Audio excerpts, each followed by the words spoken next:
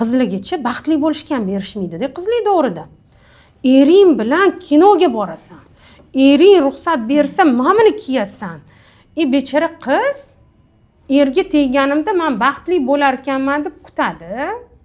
Kutsa, ajrimda qatdan ko'p. Kutuvlari amalga oshmaydi. Kutuvlari, deydi, onam erga tegsang kinoga borasan deydilar ering bilan qo'ltiqlash. Qani kino deydi. Erga tegsang xohlaganingni kiyasan deydilar. Hozir mumkin emas qizlik payting, senga sovchi kelmay qoladi. Erga tegvasang keyin xohlaganingni kiyasan. Qani xohlaganim kiyayotganim deydi. Qarang biz qizlarni qanaqa o'stiramiz. Nabarot, berish kerak возможность. O'sha o'zini yoshiga, o'zini davriga yarasha ota-onani mas'uliyati deb bilaman qizlarni baxtli o'stirish.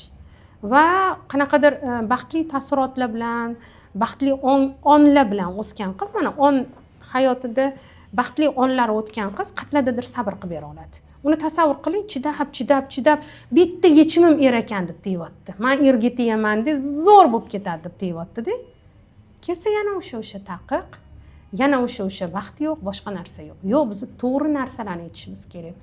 Erga tegganingda qayerdadir chidab beradigan joyi bo'ladi.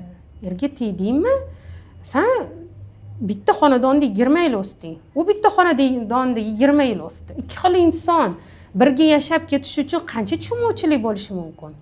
Biz o'sha narsaga tayyor qilib, mana bu yerda baxt qopini to'ldirib uzatsak, u qizda sabr qilib emasda, sabr to'lib ketadi keyin. Baxt qopi bilan turmushga chiqsa, ozgina sabr qilib beradigan joyida sabr qilib beradi deb bilaman. Bu mening shaxsiy fikrim.